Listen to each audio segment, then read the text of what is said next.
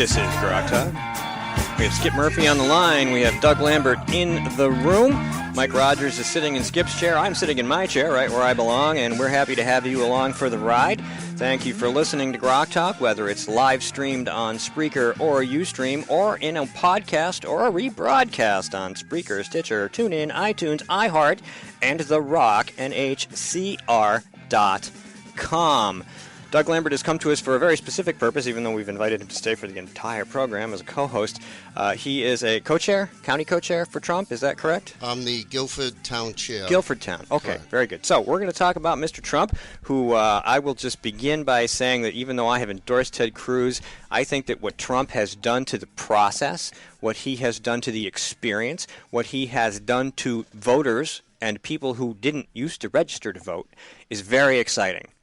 And a lot of people are caught up in that. You're clearly very excited about what he's done to the process and what he has planned. And please tell us about your support for Mr. Trump.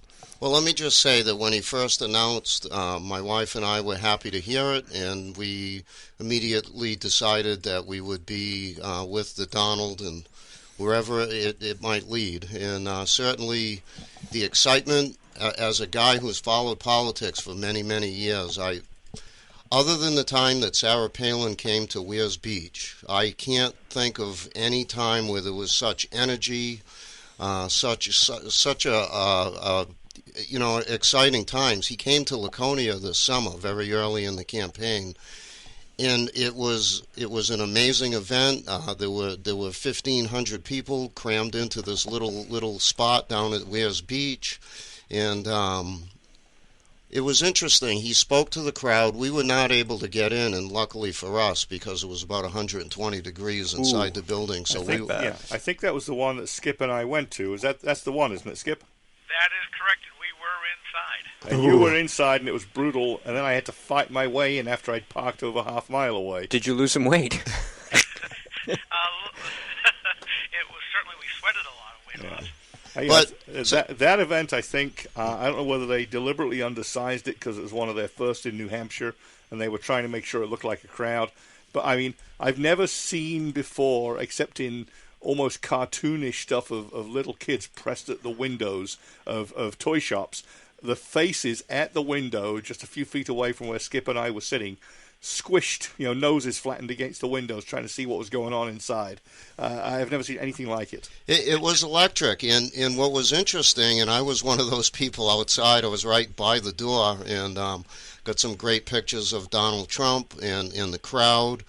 And the crowd was made up of not the usual people that you'd see at a political event. Oh, there were the usual people, but there were many, many more. And so you guys were there, and the defining moment for me at that particular event was this.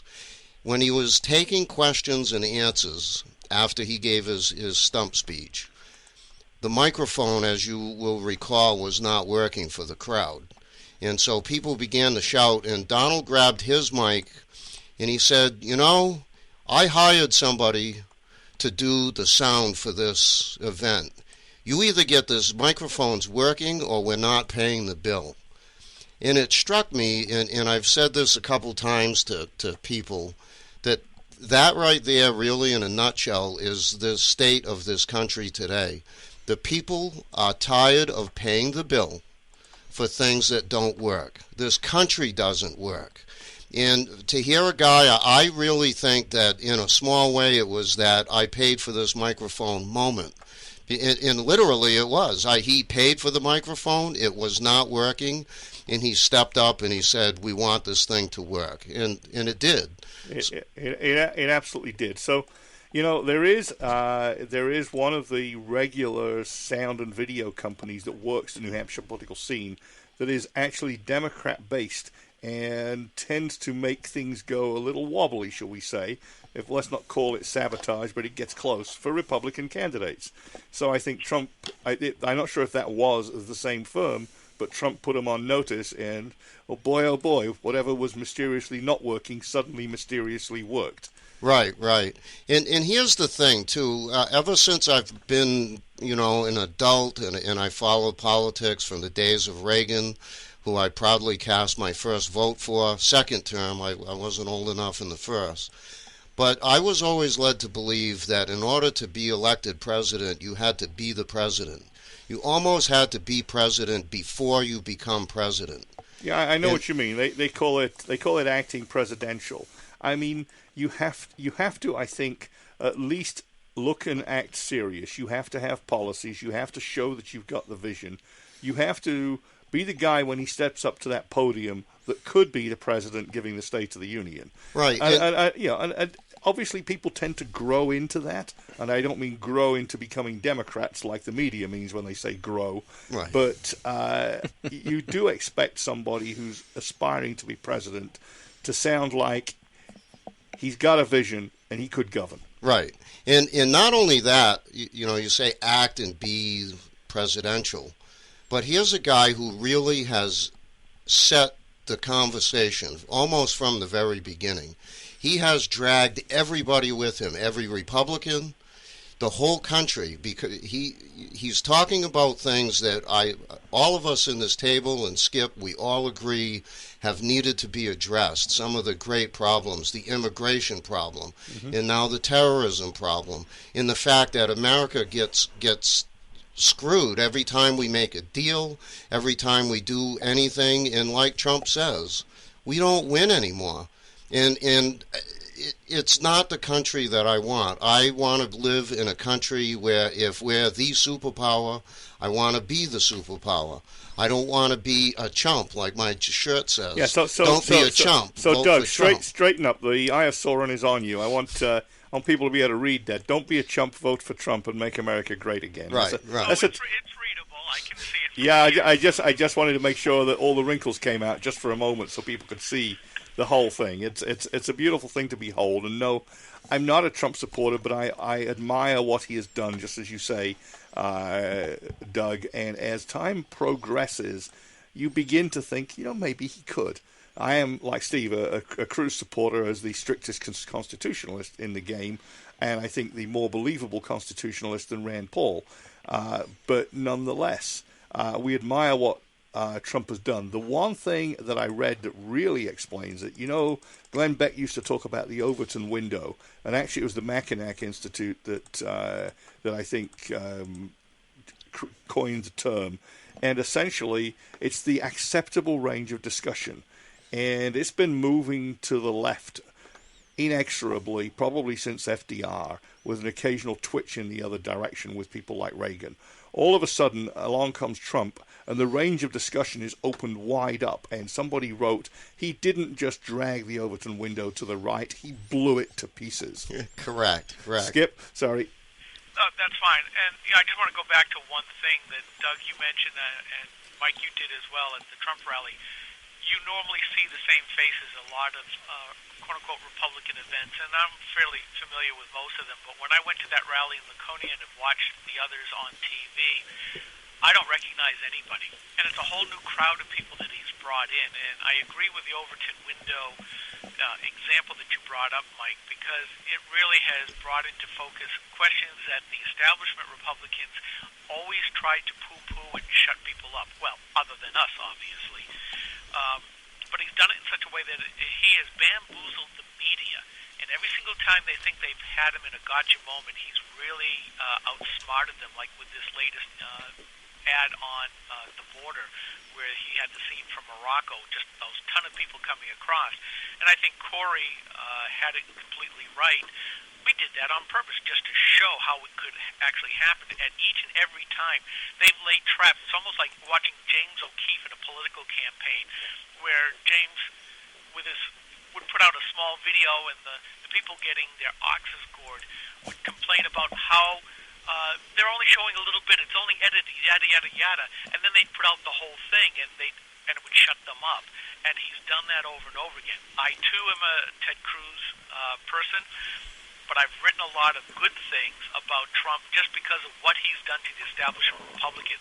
He has completely bamboozled them. And in fact, I got this thing from Jeb Bush in the mail. I can't believe how stupid these people are. This is a large, 8 by 6 mailer. And the front of it says, he'll destroy ISIS and all of that stuff. The backside is big picture of Trump saying, who is standing up to the staff green-lighted this thing.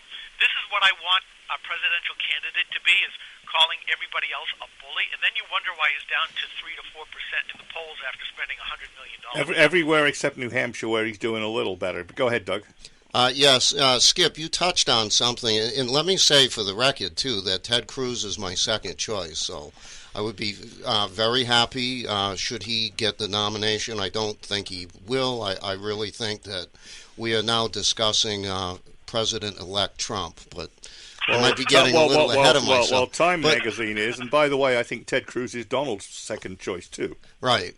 So I think there's a lot of common ground in some respects there, but Skip, you talked about the ad and the ability for Trump to answer and to really stay a step ahead. And let's face it, this is the playing field that we're engaged on in this day and age. We are in a social media world, we're in an internet world, we're in a 24-hour news cycle world, and, it's a joy to see a Republican finally to step up and just master these guys. He masters the media. People say, oh, Donald, how are you going to get Mexico to pay for your wall? Well, let's see. Donald Trump has managed to get the mainstream media to pay for his campaign. Right? Yes, he absolutely has. So I mean, it's sheer brilliance. You touched upon this business with Cruz, with the birther thing and all that. And I mean, yes, it certainly it's a red herring. There's nothing there. However, Trump needs to win the nomination, and I'm looking at a guy, and he's going to do what it takes to win. He has his eye on the goal. He has a system to win. He's not pointing the finger and saying, oh, no, Ted Cruz, he's not a citizen. No, he's very slyly and wryly asking the question, and it was actually in response to a media question. So, again, it's a sight to behold, the masterful use of the media, and it's something, quite frankly, if we're going to win the general campaign, the general election, we need somebody that's going to do it.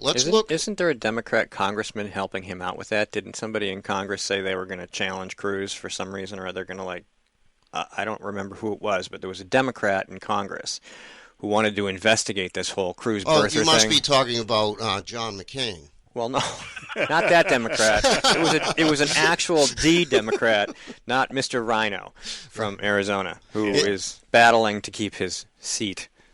And actually, some of the other Republican candidates have quietly questioned this too. So, that's because those candidates are at risk of not even getting a second or third place, mostly due to the fact that Cruz is sucking a lot of the other votes out of the air.